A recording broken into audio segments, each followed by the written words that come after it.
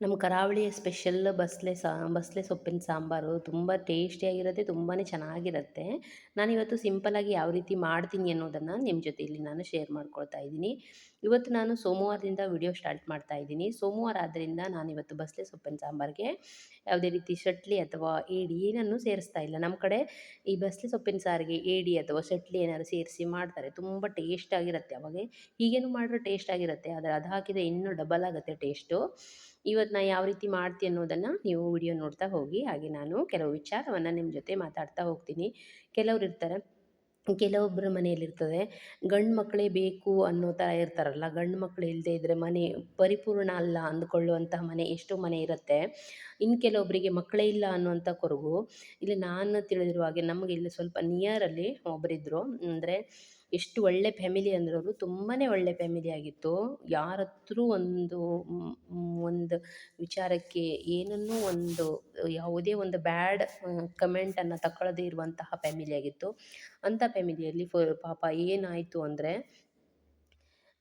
ಇಬ್ಬರು ಗಂಡು ಮಕ್ಕಳು ಅವರಿಗೆ, ಒಂದು ಮಗಳನ್ನು ಮದುವೆ ಮಾಡಿ ಕೊಟ್ಟಿದ್ದಾರೆ. ಇಬ್ಬರು ಗಂಡು ಮಕ್ಕಳಿದ್ದರು. ಇಬ್ಬರು ಗಂಡು ಮಕ್ಕಳಲ್ಲಿ ಒಬ್ಬ ಒಂದು 2 ವರ್ಷದ ಮುಂಚೆನೇ ಎಕ್ಸ್ಪೈರ್ಡ್ ಆಗಿದ್ದ. ಅವನಿಗೆ ಇನ್ನೂ ಮದುವೆ ಏನೂ ಆಗಿರಲಿಲ್ಲ. ಈಗಾಗಲೇ ಒಂದು 2 ವರ್ಷ ಆಗಿರ್ಬೋದು. 2 ವರ್ಷ ನೋಡಿ, ಇದು ಮೇನ್ ಇಂಗ್ರೀಡಿಯೆಂಟ್ಸ್ ಚೆನ್ನಾಗಿರುತ್ತೆ. ಇದು ಹಾಕಿದರೆ ಅಕ್ಕಿ ಸೇರಿಸಿದರೆ ನೀವು ಸ್ವಲ್ಪ ಸೇರಿಸ್ಕೊಳ್ಬೋದು. 2 ವರ್ಷದ ಮುಂಚೆನೇ ಅವನು ಎಕ್ಸ್ಪೈರ್ಡ್ ಆಗಿದ್ದ, ಏನು ಹೆಲ್ತ್ ಇಶ್ಯೂನಿಂದ ಎಕ್ಸ್ಪೈರ್ಡ್ ಆಗಿದ್ದ. ಅದಾಗಿ ಈಗ ದೀಪಾವಳಿಗೆ ಇನ್ನೊಂದು ಮಗನಿಗೆ, ಇಬ್ಬರು ಗಂಡು ಮಕ್ಕಳಿದ್ರಲ್ಲ, ಇನ್ನೊಂದು ಮಗನಿಗೆ ಆಕ್ಸಿಡೆಂಟ್ ಆಗಿಬಿಟ್ಟಿತ್ತು. ಆಕ್ಸಿಡೆಂಟ್ ಆಗಿ ಪಾಪ ಅವನು ಕೋಮಾಗೆ ಹೋಗಿದ್ದಾನೆ. ಕೋಮಾದಲ್ಲಿ ಈಗಲೂ ಸಹ ಕೋಮಾದಲ್ಲಿದ್ದಾನೆ. ಅಪ್ಪನಿಗೆ ಏಜ್ ಆಗಿತ್ತು. ಏಜ್ ಆಗಿ ತಂದೆ ಆ, ನಮ್ಮಿಂದ ದೂರ ಇರ್ತಾರೆ, ಗೊತ್ತಾಗೋದಿಲ್ಲ ನಮಗೆ, ದೂರ ಉಂಟು. ಅಪ್ಪನಿಗೆ ಗೊತ್ತಾಯಿತೋ ಗೊತ್ತಿಲ್ಲ ವಿಚಾರ, ಆದರೆ ಅಪ್ಪ ತೀರ್ಕೊಂಡ್ಬಿಟ್ರು. ಅಪ್ಪ ತೀರ್ಕೊಂಡಾಗ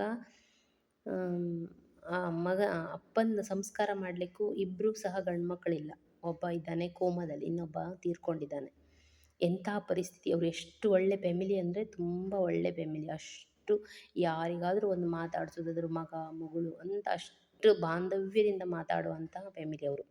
ಏಜ್ ಆಗಿ ತೀರ್ಕೊಂಡ್ರಲ್ಲ ಅವರು, ಈಗ ಆಕ್ಸಿಡೆಂಟ್ ಆಗಿದ್ದವರು ಸಹ ತುಂಬ ಒಳ್ಳೆ ಫ್ಯಾಮಿಲಿ. ದೇವ್ರದ್ದು ಭಕ್ತಿ ಅಂತೂ ತುಂಬಾ ಮಾಡ್ತಾರೆ. ಅಯ್ಯಪ್ಪ ಸ್ವಾಮಿದೆಲ್ಲ ತುಂಬ ಭಕ್ತಿ ಮಾಡ್ತಾರೆ. ಅಂಥ ಒಳ್ಳೆ ಫ್ಯಾಮಿಲಿಯವರಾಗಿದ್ದರು. ಅವ್ರಿಗೆ ನೋಡಿ ಯಾವ ಥರ ಎಷ್ಟೋ ಜನ ಮಕ್ಕಳಿಲ್ಲ ಅಂತ ಕೊರಗೋರು, ಇಂಥವ್ರನ್ನೆಲ್ಲ ನೋಡಿ ಪಾಪ ಅವ್ರಿಗೆ ಆಗಿರೋದು ದೊಡ್ಡ ನೋವೇ. ಆದರೆ ಆ ರೀತಿ ಯಾರಿಗೂ ಆಗಬಾರ್ದು ಸಹ. ಆದರೂ ಕೆಲವೊಬ್ರು ಇರ್ತಾರಲ್ಲ, ನಾವು ಎಷ್ಟೋ ವರ್ಷಗಳಿಂದ ನಮಗೆ ಮಕ್ಕಳಾಗಲಿಲ್ಲ ಅಂತ ಎಷ್ಟೋ ಕೊರಗ್ತಾ ಇರ್ತಾರಲ್ಲ, ಆವಾಗ ಇಂಥವ್ರನ್ನ ನೋಡಿ ಸ್ವಲ್ಪ ಸಮಾಧಾನ ಪಟ್ಕೊಳ್ಬೋದು. ಯಾಕೆ ಪಾಪ ಇದ್ದರೂ ಅವರಿಗೆ ಈ ಥರ ಆಯ್ತಲ್ಲ, ಎಷ್ಟು ಒಳ್ಳೆ ಜನರಿಗೆ ಈ ಥರ ಆಯಿತು, ಇನ್ನು ನಮಗೇನು ಮಾಡೋಕ್ಕಾಗಲ್ಲ ಅಂತ ಸಮಾಧಾನ ಪಟ್ಬೋದು. ಇನ್ನು ಕೆಲವರಿಗೆ ನಮಗೆ ಬರೀ ಹೆಣ್ಮಕ್ಳಲ್ಲ ಅಂತ ಕೊರಗೋರು ಸಹ ಈ ರೀತಿ ನೋಡಿ, ಮಕ್ಕಳಿದ್ದರೂ ಕೊನೆಗಾಲಕ್ಕೆ ಮಕ್ಕಳು ಆಗಲೇ ಇಲ್ಲ. ಮಕ್ಕಳು ಆಗಲಿಲ್ಲ ಅಂದರೆ ಇದ್ದೂ ಸಹ ಅವರಿಗೆ ಮಾಡುವಂಥ ಮನಸ್ಥಿತಿ ಇದ್ದರೂ ಸಹ ದೇವರ ಇಚ್ಛೆನೇ ಬೇರೆ ಇತ್ತು ಅಂದಂಗೆ ಕಾಣುತ್ತೆ ಪಾಪ. ಅವನು ಇನ್ನೂ ಸಹ ಅವ್ರ ಪರಿಸ್ಥಿತಿ, ಅವ್ರು ಇನ್ನೂ ಹಾಸ್ಪಿಟಲಲ್ಲೇ ಇದ್ದಾರೆ. ಆ ಥರ ಇರುತ್ತೆ ಕೆಲವೊಬ್ಬರ ಮನೆ ಪರಿಸ್ಥಿತಿ.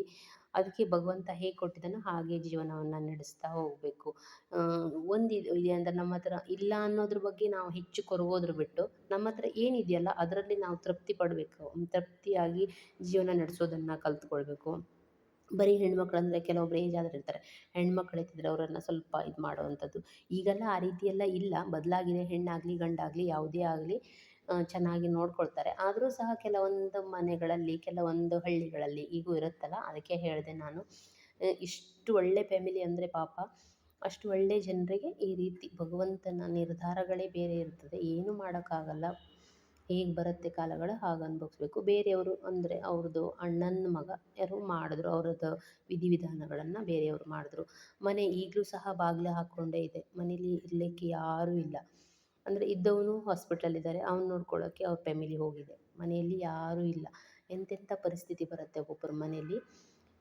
ಅದು ಏನು ಮಾಡೋಕ್ಕಾಗಲ್ಲ. ಅದಕ್ಕೆ ಹೇಳೋದು, ಮಕ್ಕಳಿಲ್ಲ ಅಂತ ಕೊರಗೋ ಬದಲು ದೇವರೇ ಈ ರೀತಿ ಮಕ್ಕಳನ್ನು ಕೊಟ್ಟು ಕಿತ್ತುಕೊಂಡ್ರೂ ಸಹ ಕಷ್ಟ ಆಗತ್ತೆ. ಕೇಳಿ ಅಂಥ ಪರಿಸ್ಥಿತಿ ಕೇಳಿದವರಿಗೂ ಸಹ ಕಣ್ಣಲ್ಲಿ ನೀರು ಬರುವಂತಹ ಪರಿಸ್ಥಿತಿ ಒಬ್ಬೊಬ್ಬರ ಮನೆ ಪರಿಸ್ಥಿತಿ. ನನಗೆ ಹೇಳಬೇಕು ಅಂತ ಅನಿಸ್ತು. ಕೆಲವೊಬ್ಬರಿಗೆಲ್ಲ ಮಕ್ಕಳಿಲ್ಲ, ಎಷ್ಟೋ ಜನ ನೋಡ್ತೀನಿ ಮಕ್ಕಳಿಲ್ಲ ಅಂತ ವ್ಯಥೆ ಪಡ್ತಾರಲ್ಲ, ಅಂಥವ್ರು ಈ ರೀತಿಯನ್ನು ಕೇಳಿ ಸ್ವಲ್ಪನಾದ್ರೂ ಸಮಾಧಾನ ಪಟ್ಕೊಳ್ಬೋದು. ಮಕ್ಕಳಿಲ್ಲ ಅನ್ನೋ ವ್ಯಥೆಯನ್ನು ಸ್ವಲ್ಪ ಮಟ್ಟಿಗಾದರೂ ಭಗವಂತ ನಿಮಗೆ ದಯಪಾಲಿಸ್ಬೇಕನ್ನೋ ಹೋಗಿದ್ರೆ ಯಾವಾಗಾದರೂ ಒಂದಲ್ಲ ಒಮ್ಮೆ ಆಗಬೇಕನ್ನೋದಿದ್ರೆ ಎಷ್ಟು ವರ್ಷ 10 ವರ್ಷ 15 ವರ್ಷ ಎಷ್ಟೋ ವರ್ಷಕ್ಕೂ ಆಗ್ತದೆ. ಕೆಲವೊಬ್ಬರಿಗೆ 15 ವರ್ಷ ಆದರೂ ಸಹ ಆಗುವಂಥದ್ದು ಇರ್ತದೆ. ಅದೇನು ಮಾಡಲಿಕ್ಕಾಗಲ್ಲ. ಕೆಲವೊಬ್ರಿಗೆ ಲೇಟ್ ಆಗುತ್ತೆ. ಅದೆಲ್ಲ ದೈವೇಚ್ಛೆ ಅಂತಲೇ ಹೇಳ್ಬೋದು. ನೋಡಿ ನಾನಿಲ್ಲಿ ಬಸಳೆ ಸೊಪ್ಪಿನ ಸಾಂಬಾರನ್ನು ನನಗೆ ಹಂಚ್ಕೊಳ್ಬೇಕು ಅಂತ ಅನಿಸ್ತು, ಅದಕ್ಕಾಗಿ ಹೇಳಿದೆ ನಿಮ್ಮ ಜೊತೆ. ಬಸಳೆ ಸೊಪ್ಪಿನ ಸಾಂಬಾರು ಮಾಡ್ತಿದ್ದೀನಿ. ಇಲ್ಲಿ ನಾನು ರಾಜ್ಮಾನ ಸೇರಿಸ್ಕೊಂಡಿದ್ದೀನಿ, ಹಾಗೆ ಬಸಳೆ ಕಟ್ಟನ್ನು ಚೆನ್ನಾಗಿ ಕ್ಲೀನ್ ಮಾಡಿ ತೊಳೆದು ಸಹ ಸೇರಿಸ್ಕೊಳ್ತಾ ಇದ್ದೀನಿ. ತುಂಬ ಟೇಸ್ಟಾಗಿರುತ್ತೆ. ಬಸಳೆ ಅಂದರೆ ನಮ್ಮ ಕಡೆಗೆ ತುಂಬ ಇಷ್ಟಪಟ್ಟು ತಿಂತಾರೆ ಎಲ್ಲರೂ ಸಹ ಬಸಳೆ ಸೊಪ್ಪು ಅಂದರೆ. ಇದಕ್ಕೆ ಇದಕ್ಕೆ ಟೊಮೆಟೊನ ನಾನು ಫಸ್ಟೇ ಬೇಯಿಸ್ಬೇಕಾದ್ರೆ ಹಾಕಬೇಕಿತ್ತು, ನೆನಪಿಲ್ಲ. ಇವಾಗ ಸೇರಿಸ್ತಾ ಇದ್ದೀನಿ, ನೀವು ಮೊದಲಿಗೆ ಸೇರಿಸ್ಕೊಳ್ಳಿ. ಇದಕ್ಕೆ ಹುಳಿಯೆಲ್ಲ ಹಾಕಿ ಅರಿಬಾರ್ದು, ಟೊಮೆಟೊ ಸೇರಿಸಿದ್ರೆ ಸಾಕಾಗುತ್ತೆ. ಇದಕ್ಕೆ ನೀವು ಕಾಳೇನು ಬೇಡ ಅಂದರೆ ಹೆಸರುಬೇಳೆ ಅಥವಾ ತೊಗರಿಬೇಳೆ ಯಾವುದಾದ್ರೂ ಬೇಳೆನ ಸೇರಿಸ್ಕೊಳ್ಬೋದು. ತುಂಬ ಟೇಸ್ಟಾಗಿರುತ್ತೆ, ತುಂಬ ಚೆನ್ನಾಗಿರುತ್ತೆ ಬಸಳೆ ಸೊಪ್ಪಿನ ಸಾಂಬಾರು. ಈ ಪಾಲಕ್ ಸೊಪ್ಪೆಲ್ಲ ತಿಂತೀವಲ್ಲ, ಬಸಳೆ ಸೊಪ್ಪು ತಿಂದೇ ಇದ್ದವರಿಗೆ ಪಾಲಕ್ ಸೊಪ್ಪೆಲ್ಲ ತಿಂತೀವಲ್ಲ ಅದೇ ಥರ ಟೇಸ್ಟ್ ಇರುತ್ತೆ. ಆದರೆ ಬಸಳೆ ಸೊಪ್ಪು ಇನ್ನೂ ಚೆನ್ನಾಗಿ ಟೇಸ್ಟ್ ಇರುತ್ತೆ, ತುಂಬ ಟೇಸ್ಟ್ ಆಗಿದೆ. ಈ ಕಡೆ ಈಗ ಚಳಿಗಾಲಕ್ಕೆ ಸ್ಟಾರ್ಟ್ ಆದರೆ ಏಪ್ರಿಲ್ ಮೇ ತನಕ ಇರುತ್ತೆ. ತುಂಬ ನಮ್ಮ ಕಡೆ ಇಲ್ಲಿ ನಮ್ಮದು ಗೋಕರ್ಣ ಅಂತ ಹೇಳ್ತೀವಿ, ಆ ಕಡೆ ಜಾಸ್ತಿ ಫೇಮಸ್ಸು ಬಸಳೆ ಸೊಪ್ಪಲ್ಲವ, ಈ ಕಡೆನೇ ಬೆಳೀತಾರೆ. ಹಾಗಾಗಿ 50 ರೂಪಾಯಿ ಕಟ್ಟು, ಫಸ್ಟಿಗೆಲ್ಲ 70-80 ರೂಪಾಯಿ ಕಟ್ಟು ತನಕ ಇರುತ್ತೆ, ಈಗ 50 ರೂಪಾಯಿ ಆಗಿದೆ. ಈಗ ಇನ್ನೂ ಕಾಯಂ 50 ರೂಪಾಯಿಗೆ ಇರುತ್ತೆ ಬೇಸಿಗೆಯಲ್ಲೆಲ್ಲ, ಮತ್ತು ಹೆಚ್ಚಾಗುತ್ತೆ ಸ್ವಲ್ಪ. ಆದರೂ ತುಂಬ ಚೆನ್ನಾಗಿರುತ್ತೆ ನೋಡಿ. ಇವತ್ತು ನಾನು ಸಿಂಪಲ್ಲಾಗಿ ಈ ರೀತಿ ಮಾಡ್ಕೊಂಡಿದ್ದೀನಿ. ಉಪ್ಪನ್ನು ಸೇರಿಸ್ಕೊಂಡಿದ್ದೀನಿ. ಈಗ ಆಯಿತು, ಇಷ್ಟೇ ಬಸಳೆ ಸೊಪ್ಪಿನ ಸಾಂಬಾರು ಮಾಡೋದು ತುಂಬ ಈಸಿ. ಮೆಣಸು, ಸಂಬಾರ, ಜೀರಿಗೆ, ಬೇಳೆಸೊಪ್ಪು, ಗರಂ ಮಸಾಲ ಎಲ್ಲ ಸೇರಿಸ್ಕೊಂಡಿದ್ದೀನಿ. ನಾನು ಇಲ್ಲಿ ಇದಕ್ಕೊಂದು ಮೇನ್ ಇಂಗ್ರೀಡಿಯೆಂಟ್ಸ್ ಅಕ್ಕಿ ಸೇರಿಸಿದ್ದೀನಿ, ಹಾಗೆ ಮೊಗ್ಗೆಕಾಯಿ ಬೀಜ ಅಂತ ಬರುತ್ತೆ ಅದು ಸೇರಿಸಿದ್ದೀನಿ. ಮನೆಯವರು ಊಟಕ್ಕೆ ರೆಡಿ ಮಾಡ್ತಾ ಇರೋದ್ರಿಂದ ಬಂಗಡೆ ಮೀನನ್ನು ಸಹ ಬೇಯಿಸಿದ್ದೀನಿ. ಆ ರೆಸಿಪಿನ ನಾನು ಶೂಟ್ ಮಾಡಿಲ್ಲ, ನೀವು ಬೇಕು ಅಂದರೆ ಅದು ಏನು ಮಾಡೋದು ಅನ್ನೋದು, ಎಣ್ಣೆ ಇಲ್ಲದಂತೆ ಮಾಡೋದು ಯಾವ ರೀತಿ ಅಂತ ಹೇಳ್ತೀನಿ. ಇಲ್ಲಿ ಅಮ್ಮನ ಮನೆ ಹತ್ರ ಹೋಗಿದ್ದೆ, ಹಾಗೆ ಮಕ್ಕಳೆಲ್ಲ ಇದ್ದರು ನೋಡಿ. ಇವರು ಅಣ್ಣನ ಮಗ, ಅಣ್ಣನ ಮಗಳು, 3 ಅಣ್ಣನ ಮಕ್ಕಳು ಸಹ ಅಲ್ಲೇ ಇದ್ರು, ಓದ್ಕೊತಾ ಇದ್ರು. ಇವನು ಲಾಸ್ಟ್ ಅಣ್ಣನ ಮಗ ಬರ್ಕೊತಾ ಇದ್ದಾನೆ, ಸಣ್ಣವನು. ಅವನು ಸಹ ಸ್ಕೂಲಿಗೆ ಹೋಗ್ತಾನೆ. ಅವನು ಹೋಮ್ವರ್ಕ್ ಮಾಡ್ತಾ ಕೂತ್ಕೊಂಡಿದ್ದೆ. ಸಾಯಂಕಾಲ ಆದ್ದರಿಂದ ಎಲ್ಲರೂ ಹೋಮ್ವರ್ಕ್ ಮಾಡ್ತಾ ಕೂತ್ಕೊಂಡಿದ್ರು. ನಾನು ಹೋದ ತಕ್ಷಣಕ್ಕೆ ಅವರು ಎಲ್ಲವನ್ನೂ ಒಂದು ಸಲ ನನಗೆ ಸ್ಕೂಲಲ್ಲಿ ನಡೆದಿರೋದೆಲ್ಲ ಹೇಳಬೇಕು ಒಂದು ಸಲ ಅವರು. ಪ್ರತಿದಿನ ಹೀಗೆ ಇರುತ್ತೆ, ನಾನು ಹೋದಾಗಲೆಲ್ಲ ಹೀಗೆ ಇರುತ್ತೆ, ಪ್ರತಿದಿನ ಅಂತಲ್ಲ, ನಾನು ಹೋದಾಗೆಲ್ಲ. ಇದು ಅಣ್ಣನ ಮಗಳು, ಇವಳು ನನ್ನ ಹತ್ರನೇ ಹೇಳ್ಕೊಡು ಅಂತ ಇದ್ಲು. ಒಂದು ಸ್ವಲ್ಪ ಹೊತ್ತು ಹೇಳ್ಕೊಟ್ಟು ಹಾಗೆ ಮನೆಗೆ ಬಂದೆ. ಇದು ನೆಕ್ಸ್ಟ್ ಡೇ ಲಾಗ್ ಆಗಿರುತ್ತೆ. ನೆಕ್ಸ್ಟ್ ಡೇ ಚಿಕ್ಕಮ್ಮನ ಮನೆಗೆ ಕೆಲಸಕ್ಕೆ ಬಂದಿದ್ದರು, ಅವ್ರು ಇರಲಿಲ್ಲ ಅಂತ ಕೆಲಸದವರಿಗೆ ಚಹಾ ಕೊಡಲಿಕ್ಕಾಗಿ ಹೋಗ್ತಾ ಇದ್ದೀನಿ. ಅಲ್ಲಿ ಪಕ್ಕದಲ್ಲಿರೋದೇ ನಮ್ಮ ಮನೆ ನೋಡಿ. ಇಲ್ಲಿ ಚಹಾ ಕೊಡಲಿಕ್ಕೆ ಅವ್ರು ಕೆಲಸ ಮಾಡ್ತಾನೆ ಇದ್ದರು. ಮರಳು ಬಂದಿತ್ತು, ಮೇಲ್ಗಡೆ ಮನೆ ಕಟ್ಟಿದ್ದಾರೆ ಅವರು, ಅಲ್ಲಿ ಗಿಲೈ ಮಾಡಲಿಕ್ಕೋಸ್ಕರ ಮರಳು ಬಂದಿತ್ತು. ಹಾಗಾಗಿ ಅವರು ಗಾಳಿಸ್ಲಿಕ್ಕೆ ಬಂದಿದ್ದರು, ಮರಳನ್ನು ಹೊತ್ತಿ ಒಳಗೆ ಹಾಕೋದು. ಅಂದರೆ ಅವ್ರದ್ದು ದೊಡ್ಡ ಗಾಡಿಯೆಲ್ಲ ಮನೆ ಒಳಗೆ ಹೋಗಲ್ಲ, ರಿಕ್ಷಾ ಇದ್ದರೆ ಮಾತ್ರ ಒಳಗೆ ಹೋಗ್ತದೆ. ದೊಡ್ಡ ಟಿಪ್ಪರಲ್ಲಿ ಬಂದ್ರಿಂದ ಒಳಗೆ ಹೋಗಲಿಲ್ಲ, ಅದರಿಂದ ಹೊರಗಡೆನೇ ರೋಡಲ್ಲಿ ಹಾಕಿ ಅವರನ್ನು ತರಿಸಿ ಒಳಗಡೆ ಹೊತ್ತಿ ಹಾಕಿದ್ರು. ಹಾಗೆ ಅವರು ಗಾಳಿಸು ಸಹ ಬಿಟ್ಟಿದ್ರು. ಅವರಿಗೆ ಚಹಾ ಕೊಟ್ಟು ಬರ್ಲಿಕ್ಕೆ ಹೋಗಿದೆ. ಹಾಗೆ ಅಲ್ಲೆಲ್ಲ ಸ್ವಲ್ಪ ಹೂವನ್ನೆಲ್ಲ ಚೆನ್ನಾಗಿರೋ ಹೂವೆಲ್ಲ ಆಗಿತ್ತು. ಸ್ವಲ್ಪ ಸುಗಂಧಿ ಹೂವನ್ನು ಕೊಯ್ಕೊಳ್ಳುವ, ಅದರ ವಾಸನೆ ಅಂತ ಇತ್ತು ಅಂತ ಕೊಯ್ಕೊಳ್ತಾ ಇದ್ದೀನಿ ನಾನಿಲ್ಲಿ. ಹಾಗೆ ಚಹಾ ಎಲ್ಲ ಕೊಟ್ಟೆ ಅವ್ರ ಮನೆಯಿಂದ, ಮತ್ತೆ ವಾಪಸ್ ಬಂದೆ ನಾನು ಅಲ್ಲಿಂದ. ನೋಡಿ ಹೊಯ್ಗೆ, ಇದು ಸಿಹಿ ನೀರನ್ನು ಹೊಯ್ಗೆ ಅಂತ ಹೇಳ್ತೀವಿ ನಾವು ಇದಕ್ಕೆ. ಮರಳು, ಅದಕ್ಕೆ ನಮ್ಮ ಕಡೆ ಹೊಯ್ಗೆ ಅಂತ ಹೇಳ್ತಾರೆ. ಎಲ್ಲ ಗಾಳಿಸಿ ರೆಡಿ ಮಾಡಿ ಇಟ್ಟಿದ್ರು ಅವರು. ನಾನು ಅದನ್ನೇ ಟೇಸ್ಟ್ ಮಾಡಿ ನೋಡ್ತಾ ಇದ್ದೆ, ಉಪ್ಪು ನೀರಿಂದ ಸಿಹಿ ನೀರಿಂದ ಅಂತ. ಅದು ಸಿಹಿ ನೀರಿಂದ ಅಂತ ಗೊತ್ತಾಯಿತು. ಅಂದರೆ ನೋಡಿ ಈ ರೀತಿ ಗಾಳಿಸಿ ಹಾಕಿದ್ದಾರೆ. ಆನಂತರ ಚಹಾ ಕೊಟ್ಟು ಮನೆಗೆ ಬಂದೆ. ಮನೆಗೆ ಬಂದರೆ ಮನೆ ಹತ್ರ ಫುಲ್ ಮಂಗ ಬಂದುಬಿಟ್ಟದೆ. ಮಂಗ ಬಂದು ಎಲ್ಲ ಪೇರ್ಲಕಾಯಿ ಎಲ್ಲ ತಿಂದು ನಮ್ಮ ಮನೆ ಒಳಗೆ ಓಪನ್ ಇದೆಯಲ್ಲ ಕೆನಪಿ ಹತ್ರ, ಅಲ್ಲೆಲ್ಲ ಕೂತ್ಕೊಂಡು ತಿಂತ ಕೂತ್ಕೊಳ್ಳೋದು ನೋಡು. ನಾವು ಎಷ್ಟೇ ತವರಿದ್ರು ಸಹ ಮಂಗ ಹೋಗ್ತಾನೆ ಇಲ್ಲ, ಸ್ವಲ್ಪನೂ ಹೆದರೋದಿಲ್ಲ. ನಮಗೇ ಹೆದರಿಸ್ತದೆ ಅದು ಮಂಗ ಬಂದ್ರಂತೂ. ವಾಪಸ್ ನಾವು ಅದರಲ್ಲಿ ಮಂಗದಲ್ಲಿ ಇದೊಂದು ಗುಣ ಉಂಟು, ಹೆಣ್ಮಕ್ಳು ತವರ್ಲಿಕ್ಕೆ ಹೋದರೆ ವಾಪಸ್ ನಮಗೆ ಹೆದರಿಸ್ತದೆ ಅದು, ಹೆದರೋದೇ ಇಲ್ಲ. ಗಂಡು ಮಕ್ಕಳು ತವ್ರ ಥರ ಮಾಡೋದಿಲ್ಲ. ನಮ್ಮ ಮನೆ ಹತ್ರ ಎಲ್ಲ ಜಾಸ್ತಿ ಬರ್ತದೆ ಮಂಗ. ಇವತ್ತು ಸಾಯಂಕಾಲ ಪನ್ನೀರನ್ನು ಮಾಡಿದ್ದೆ. ಪನ್ನೀರ್ ಯಾವ ರೀತಿ ಮಾಡೋದನ್ನು ನಿಮ್ಮ ಜೊತೆ ಶೇರ್ ಮಾಡ್ಕೊಂಡಿದ್ದೀನಿ ನೋಡಿ. ಪನ್ನೀರನ್ನು ಯಾವ ರೀತಿ ಮಾಡೋದಂತ, ಪನ್ನೀರನ್ನು ಹಾಲು ಕಾಯಿಸ್ಕೊಂಡಿದ್ದೆ. ಹಾಲು ಕಾಯಿಸ್ಕೊಂಡು ನೀವೆಲ್ಲ ಮಾಡಿರ್ತೀರ. ಅವತ್ತು ಹಾಲು 1 ಲೀಟ್ರ್ ಹಾಕ್ಸ್ಕೊತೀವಿ ಅಂತ ಹೆಚ್ಚಾಗ್ಬಿಟ್ಟಿತ್ತು, ಮಕ್ಕಳು ಕುಡೋದಿಲ್ಲ, ಮತ್ತು ಇನ್ನೇನು ಪನ್ನೀರ್ ಮಾಡುವ ಅಂತ ಮಾಡ್ತಾಯಿದ್ದೆ. ಹಾಲು ಕಾದ ನಂತರ ನೀವು ವಿನೆಗರನ್ನಾದರೂ ಸೇರಿಸ್ಕೊಳ್ಬೋದು. ನನ್ನ ಹತ್ರ ಇರೋ ವಿನೆಗರ್ ಅಷ್ಟು ಪವರ್ ಇಲ್ಲ, ಅಂದರೆ ಹಳೆ ಆಯಿತು ಹಂಗೆ ಕಾಣುತ್ತೆ.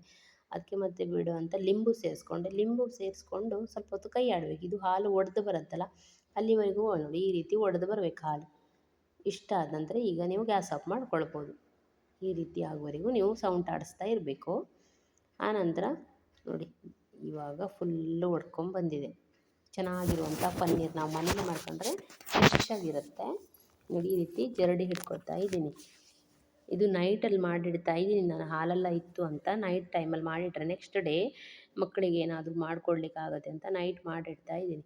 ನೋಡಿ ಈಗ ಇದನ್ನು ಒಂದು 2-3 ಬಾರಿ ಚೆನ್ನಾಗಿ ತೊಳ್ಕೊಳ್ಬೇಕು. ಯಾಕಂದರೆ ನಾವು ಲಿಂಬು ಹಿಂಡಿರ್ತೀವಲ್ಲ, ಲಿಂಬು ಅಥವಾ ವಿನೆಗರ್ ಏನಾದರೂ ಹಾಕ್ಕೊಳ್ಬೋದು.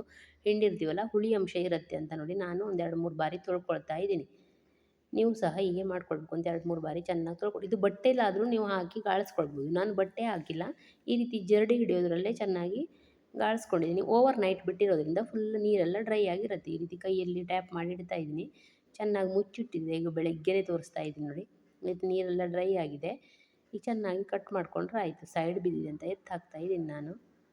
ಕಟ್ ಮಾಡಿಕೊಂಡ್ರೆ ಒಂದು ಒಳ್ಳೆ ಪನ್ನೀರ್ ರೆಡಿ ಆಗುತ್ತೆ. ತುಂಬ ಟೇಸ್ಟಿಯಾಗಿರುತ್ತೆ. ಮನೇಲಿ ಮಾಡಿಕೊಂಡ್ರೆ ತುಂಬ ಚೆನ್ನಾಗಿರುತ್ತೆ.